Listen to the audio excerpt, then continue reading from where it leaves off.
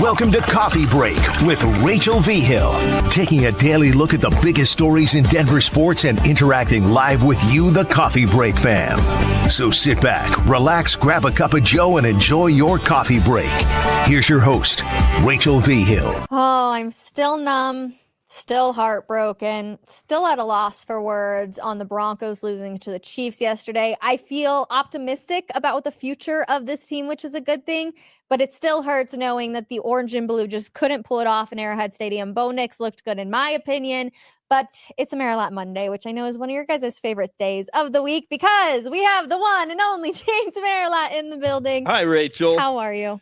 I'm great. I've just been here in the office all morning, celebrating Moral Victory Monday with everybody. Okay. It's been just great. No, I'm good. Okay. I'm good. How are you? I'm fantastic. Great. That's what I like to It's hear. a Monday. I did wake up thinking it was a Sunday, so that was a little bit of a bummer. Okay. I think I was like mentally hoping that the Broncos would replay the game and somehow they would come out victorious. But Yeah. also when I watched the blocked field goal, I was just like, it was just gonna happen. Like there was nothing. I don't know. It was such a deflating moment Ugh. just because they made, we can get into the whole rest of the game, but on that drive, they made the plays they needed to make. Yep. We all knew while watching it, happen in real time. Yeah. Don't leave Patrick Mahomes any time on the clock. 100%. Right? Like once they got into field goal range, it didn't really matter if it was a 50-yarder, a 40-yarder, a 30-yarder. Yep. NFL kickers nowadays are like, oh, they got a chance to win this.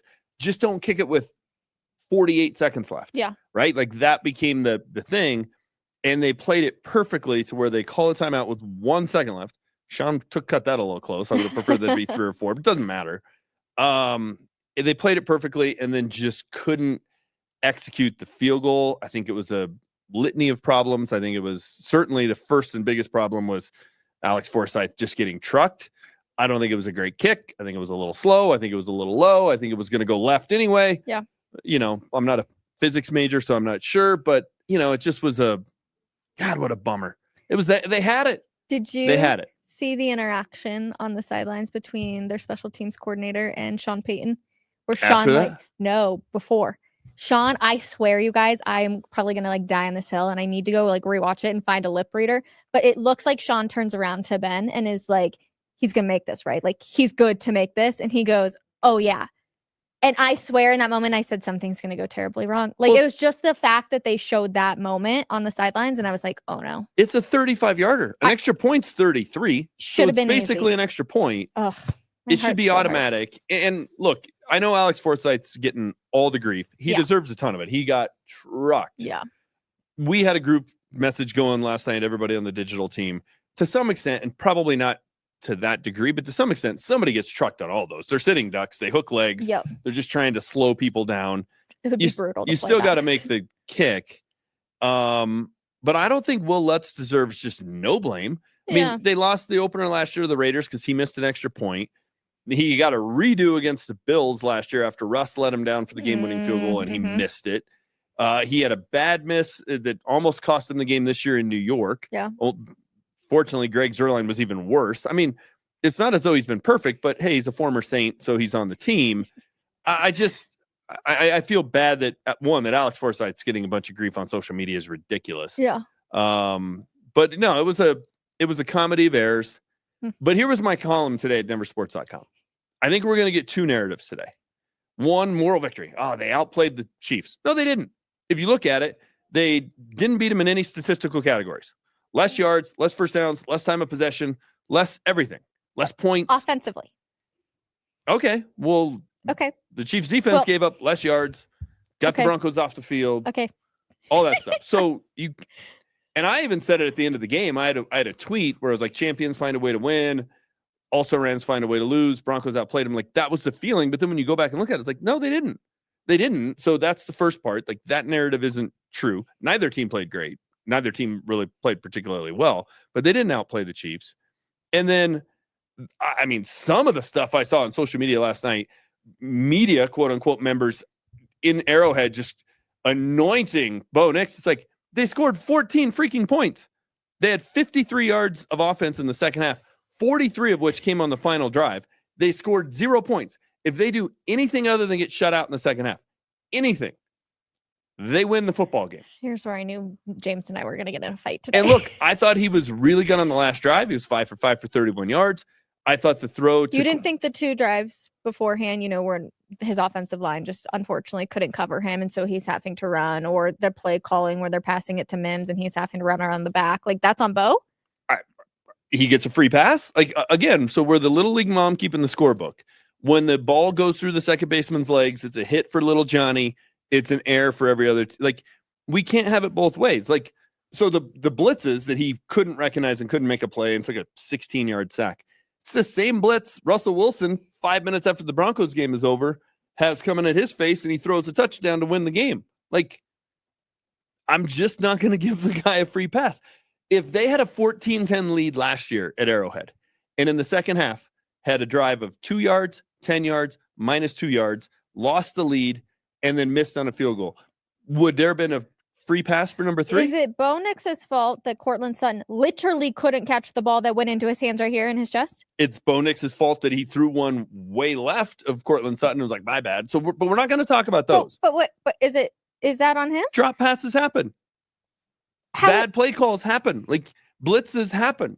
Like, everything's got to go right for this guy. I mean, he threw for 220 yards, and we're acting like, how many did Russ throw for? His team won. And he made a play at the end of the game to win it.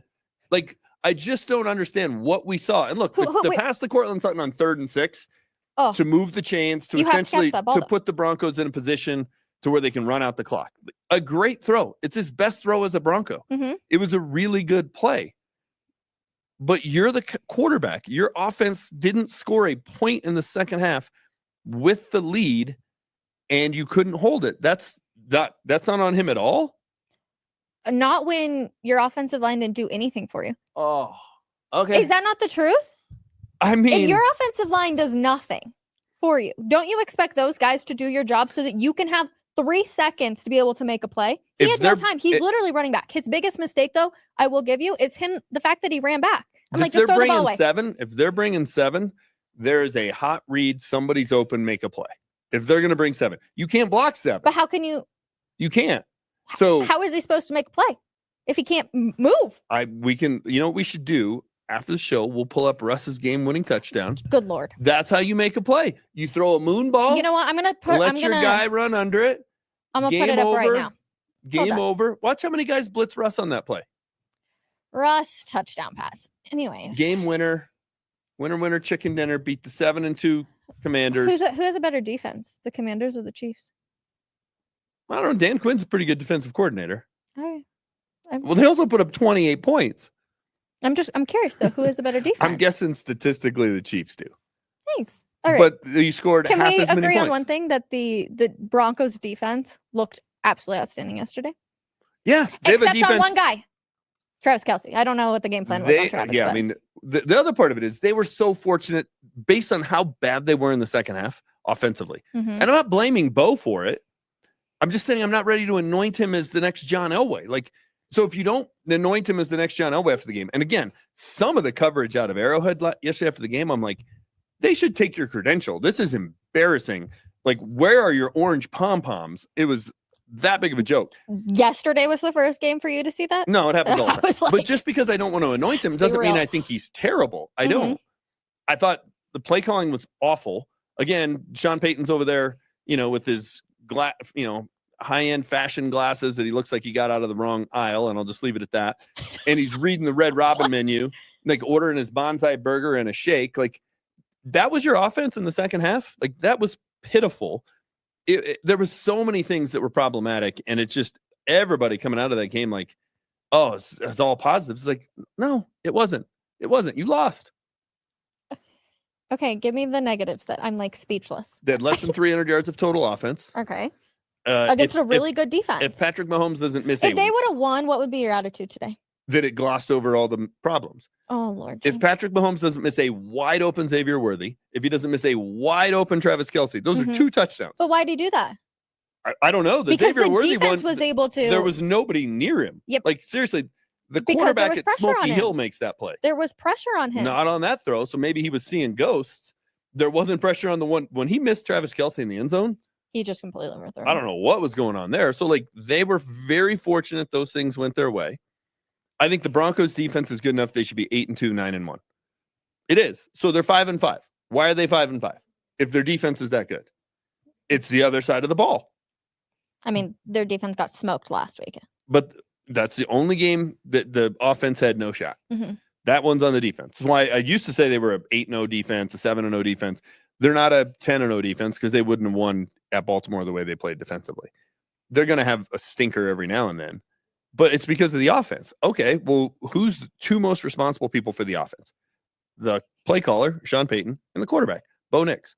So I came out of that game yesterday not feeling good about either one of them. I didn't love the play calling that Sean Payton did. I thought that he got a little cutesy again. I'm like, Sean, can we just please? Also, Audric Estime, he's running back number 1, man. He climbed those charts real quick because Javonte, he got hardly anything yesterday. Yeah, but I mean, that's like, okay, great. He didn't fumble. Give him some props. Thank you for making my point. That's how low the bar is. 14 carries for 53 yards, and we act like he's Eric Dickerson in 1983. All I'm saying is he didn't fumble the ball, and he's climbed. He's climbed the ladder, which shows you how far Javonte has fallen. Well, somebody's got to be. Somebody's got to be the classiest Kardashian. You didn't think that? Listen, I love the Kardashians. That's if I need some trash TV and I just need to put something on, I love the Kardashians. Come on. Like, yeah, he's the best running back of that group. Sure. And Lucas Kroll's the best tight end. And I didn't think it was a strong running back group. But I'm just saying that he's climbed the ladder. He's the guy. He looked much better than the rest of those running backs all season. Agreed. And I think, given where this team is, it should be the youth movement, right? It should be, give me Lucas Kroll, not Adam Troutman, even though Troutman had a nice play yesterday. Give me Devon Vele, not Lil Jordan Humphrey. Give me Audric Estime, not Javonte Williams. Give me the young guys. Like, I want to see Bo and Audric and Devon and Lucas. Like, that's what I want to see on a weekly basis. And I'll live with the ups and downs. That's fine. If you're going to go with Lil Jordan Humphrey, then why didn't you keep Tim Patrick? Guy's good enough to start for what I think is the best team in the league in Detroit. Isn't good enough to. They're better than the Chiefs. The Chiefs aren't very good. No, I'm not. I don't think the Chiefs are. I think they're very lucky with their record right now. Yeah, very lucky. If they had any other quarterback who couldn't literally sprinkle some magic dust on the field, then he'd be great. You know what's going to happen to the Chiefs? You go back a year ago, and I don't remember exactly, but I think the Eagles were like 10-1. Okay. Best team in the league, and they just fell apart. Yeah. That's what's going to happen to the Chiefs down the stretch. They will not be the number 1 seed in the AFC. They will not. Really? No. Buffalo's the best team in the AFC. I think they're going to go undefeated and lose in the Super Bowl. I don't think that would be hysterical. Truthfully, though, you couldn't tell me on that blocked field goal that you were like, what just happened? Like, there was like some sort of like voodoo that just happened I was like, they're so unbelievably lucky. They get every call, they get every break. But you also make your breaks. Like, they did a great job rushing that kick. They did. They totally easily could have been like, we just lost this game. And how many teams do that? How many teams 100%. Like, this is a chip shot? The Hail Mary with the Bears, like with Jaden Daniels in them. So there you go. I like came in here fully expecting to just like you and I go at each other. And I see your point, but I think where I get frustrated is that you're putting it all on Bo. I'm not. You pretty much just did. No, I just said I said I'm not ready to anoint him as the next John Elway. I thought he played fine. What does he have to do? He's got better stats than John Elway in his rookie year. Oh, but you can't compare 1983 to now. You just can't. Why? I think it's way more physical from 1983 to now. It was way more physical in 83. Yeah. Yeah, I would agree with that. Yeah, John Elway was dealing with. He was playing in a different league. It was much tougher to throw the ball. All the rules have been slanted toward the quarterback and toward passing the football. It's night and day. It's totally different. I'm just confused how you watched that game yesterday and you didn't see Bo Nix and be like, he can play. He can play, but do I think he's the guy for the next decade? No. And when you have 53 yards of offense in the second half, 10 going into your final drive, that's just not good enough. It's not. What other quarterback? What could he have done differently? So you're telling me there wasn't a single play on any of those drives? They ran 14 plays for a total of 10 yards. There's not a single play Bo Nix could have made. Well, we're starting from the first half. I've got the play-by-play up. Okay. They ran the ball. Okay, that's not on Bo Nix. They ran the ball again. Okay. Bo Nix scrambles for 3 yards. He essentially got tripped up. That was the play where he like kind of fumbled over his own legs. He passes it to Marvin Mimm for 6 yards. Then they punt the ball. Okay. The completion ran, unfortunately got tripped up. That happens in football games. The next drive. Okay, so he got tripped up. So what could he possibly have done? He couldn't have avoided that. There's like nothing he could have done. Unfortunately, when you're getting ran at by probably 3 dudes, I mean, I don't know what you could have done. Okay. You could have asked your offensive line, hey, if I buy you dinner next week, can you protect a little bit better? Every single quarterback in the league gets this free pass from you, where if their team scores 14 points, gets shut out in the second half. It's on the offensive line. It's on the receivers. It's on the play caller. Well, if you drop a ball that's directly in your chest, yes, I'm going to blame you, Cortland Sutton. So they didn't help him out at all. Nobody made a catch where it was like, oh, that wasn't a very good throw, but I'm saying that 100%. And I'm also saying that the play calling wasn't very great. I didn't love the play calling for what some of the things they did, but I don't think that it is. I think I watched that game and I said, all right, Bo Nix can do this. Okay. This is back-to-back weeks. We've come out of a loss with feeling great about it. You have, and I come out of it going, nope, it's not good. This is also, you walked away from the Chiefs game last year thinking Russ looked great. And I walked away saying, what the hell did we just watch? They won. I still was like, what the hell did we just watch? Look, the anti-Russ people every given week get more and more egg on their face. He's now 3-0. He has 3 touchdowns and has played some of the worst teams. He threw 3 touchdowns this week. I know, but this was before that. We're not counting this game. Before that, they beat the Giants, who have a top 10 defense. The Jets, who have a top 10 defense. Excuse me, did the Giants just lose to the Panthers? They have a top 10. They had a top 10 defense when Russ played him. And Bo Nix beat the 31st defense and the 32nd defense at the same time. Russell Wilson beat 2 top 10 defenses. Those weeks lined up. Listen, then he had a bye. Then he beat arguably the hottest team, one of the hottest teams in the league, in the Commanders. Like this guy's 3-0 and it gets shot down. This guy loses 2 straight games. They get shut out in the second half and have 53 total yards. And it's like, but nobody can. I mean, okay, then let's play that. The double standard here. Let's. The other thing, and I got to get this off my chest. No, we got to. We'll come back to that. Hold that. Apparently, it's not on your chest, so you can wait 30 more seconds for this. Who has better surrounding pieces around him? Russell Wilson. Amazing. Yeah. Oh my God, we've been talking about that. You have mentioned if he would have had better pieces. We all know the saying, it's hard to soar like an eagle when you're flying with turkeys. I said that a year ago and nobody wanted to hear it. Interesting. Now, for old Bo, for right-handed Tebow last year. What? Who disagreed with you last year? Everybody. It was like, hey, when you're making $35 million, you gotta lift all boats. It's like, just because you're making a lot of money doesn't make you a miracle worker. You can't. I mean, they still had no household names last year. You all of a sudden can't turn Brandon Johnson into Jerry Rice. Like, it's silly. Okay. But whatever you need to get off your chest. Yes. It's a safe space. So the article came out this weekend, and you see it during the game if you watch it. And the article came out, and it was Cam Hayward talking about what a great teammate Russell Wilson is. Mm-hmm. And the people in Pittsburgh love him.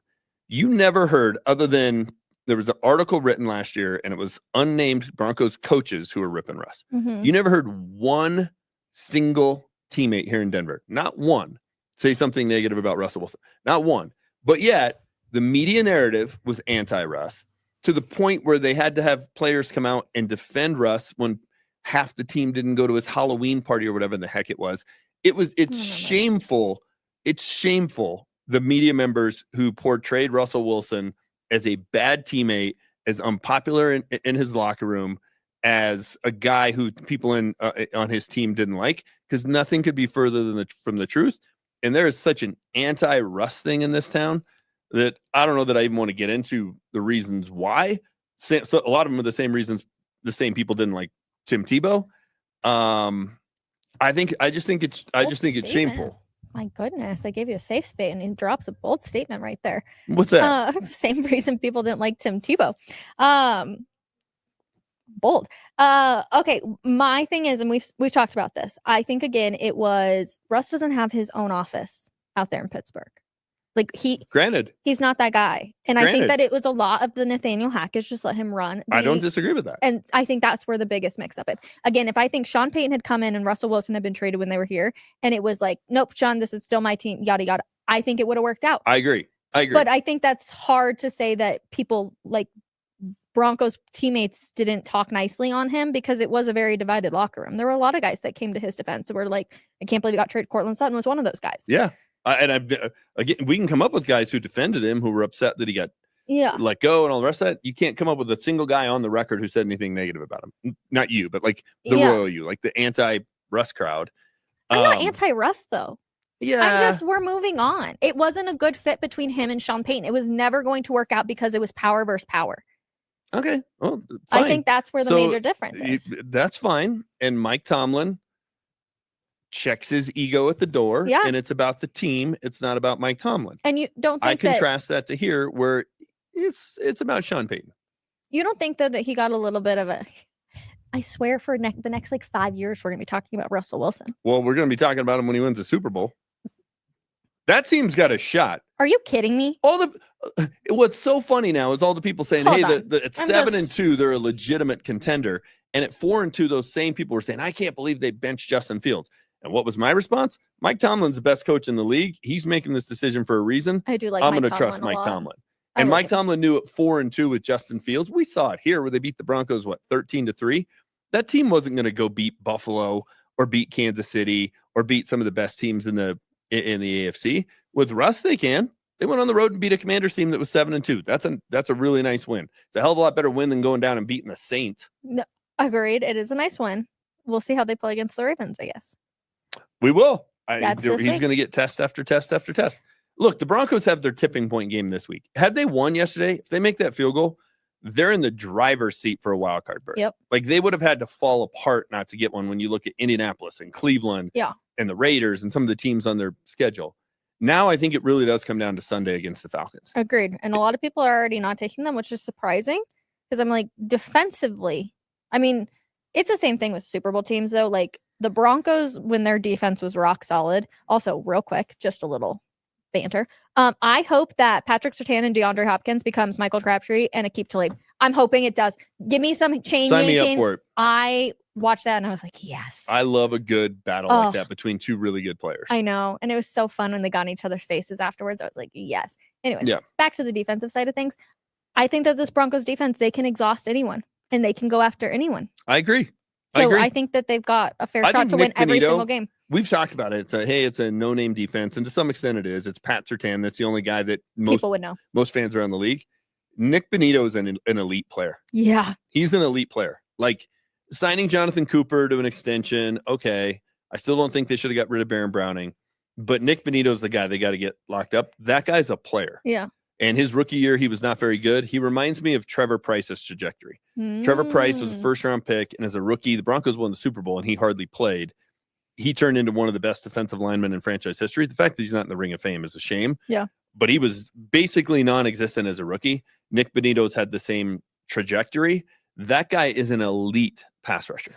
He's a great player. The way they went after Patrick Mahomes, that was one of my keys to the game. I'm like, if you can just, Mahomes' ankles was bothering him. Like that was no, crazy thing. And I think it was bothering him even going into practice last week, one way or another. Go after him. He's injured. He looked rattled sometimes. Like, are you kidding me? I just got pounded again. And I was like, way to go, Broncos defense. I love the way that defense plays. I love the way they fly around. You're going to get beat at times, but do it. What drove me nuts about the Vic Fangio defense, it was death by paper cut. Yeah. Right. Like it's just like bend, but don't break, bend, but don't break. And they would give up these long drives. And I like a defense that flies around, that makes plays, that puts pressure on the quarterback. VJ's done a great job. He is going to get head coaching interviews at the end of the season. Yeah. And they've done a really nice job of developing some of those young players. I think Justin Cernad has been an upgrade over Alex Singleton. I think he's all over the field. I think he's making plays that aren't 9 yards downfield. And I think he was a guy that looked like he was going to be a bust. Yeah. Riley Moss, we all were like, is this guy going to be a bust? No. Nope. He's a player. PJ Locke was a guy that, like, who's PJ Locke? He flies around and makes plays. So there's some guys on that defense that the coaching staff deserves a lot of credit for turning them into players. Like Nick Benito was great at Oklahoma. He was a second-round pick for a reason. Yep. But, man, that guy's development, and he is a baller. I think he's the second best player on that defense behind Pat Surtain. And I don't even think that's particularly close. No, I would second that. I'm trying to think if there's anybody just to Zach Allen's having a nice year. Zach Allen is having a good year. John Franklin Myers is, makes plays. Here's the next one.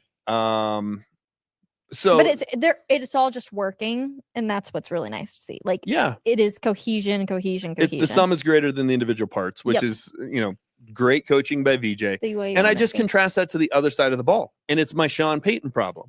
Like, I get it. You don't have an embarrassment of riches. If you've got and Kyle Shanahan, they've had a lot of injuries, but when they're healthy, I think anybody can drop an offense for that group, right? Brandon Ayuk and Deebo Samuel and Christian McCaffrey and George Kittle. Like, who couldn't come up with plays? Like, if you're an opposing defensive coordinator, you can't double everybody. A great offensive mind is able to make some chicken salad once in a while. He never makes chicken salad. And then you watch. Apparently, he doesn't like chicken salad. You watch the Sunday night game, and Ben Johnson for the Lions, like. No. Jared Goff threw 5 picks. Yeah. He threw 4 or 5 passes that like went straight into the ground. I don't know what he was doing. Yep. And he still was able to come up with some things to get that offense going, and they were able to come back. And I just very rarely see a lot of plays. Like the Adam Troutman play yesterday was well designed, but you don't see a lot of them where you're like, man, that was good. That one, that's what you made on the whiteboard at 2 a.m. That was some good play design there. It's just, I feel like we're watching 2008. Seems to me like more of a play calling issue than a quarterback issue. I would agree. I will leave everyone. Would agree. How about my Buffs? Can they do it? They have to face BYU though. They'll kill BYU. They're like ninth in the. I know, they're a joke. They're going to the Buffs are going to the playoff. So Trey, make sure you clip that one in case they play BYU. 2 quick things. All right, I've been saying it for weeks. I'm saying Lord. On it. They're going to the college football playoff. The other thing, Michael Malone last night. Griping about MVP voting. Your guy has won 3 of the last 4 MVPs, and the year he didn't win it, he finished second. Okay, but that's Can disrespectful. You stop belly aching about MVP voters? Can we? I mean, it's disrespectful. Like 3rd, really? He's putting up numbers that nobody's seen. He's won 3 of the last 4. Can you just stop whining about it, Mike? Okay, what else is bothering you? No, I think that's about How it. are your kids doing? Good. I'm pissing you off. No, our football game got snowed out this weekend, so it was a lot of watching football. Yeah. Travis Hunter should win the Heisman. Cam Ward didn't impress me much. I watched that game. They lost. Miami wasn't great. Yeah. It's a lot of football. So, will the Broncos? They won't host a wild card game. No, they'll play it at a division winner. Okay. It would be great if they're in Pittsburgh. How awesome would that be? I know Boulder would be so fun. I think we should do our shows. Oh, the Buffs host the game. Yeah. They could. If they win the Big 12 title, they'll probably host the game. We should host a show up there. That'd be a ton of fun. I know. Okay. I thought we're talking about the Broncos. No, they'll play on the road. If they did host, it would be insane. Yeah, but I don't think they'll. They'd have to win out, and I don't know if they can beat the Bengals either.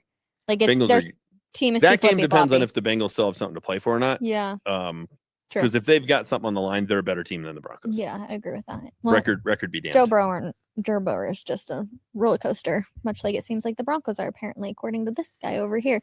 Anyways, that is going to do it for us on this episode of Coffee Break. I appreciate you guys all so much for hanging out with us every single Monday. Merilatt Monday is one of my favorite days of the week because you just never know what's going to come out of this guy's mouth. But we appreciate his honesty. We appreciate you guys and all of your comments. And we will see you guys tomorrow. Have a great Monday. And we'll see you guys later. Bye, everyone.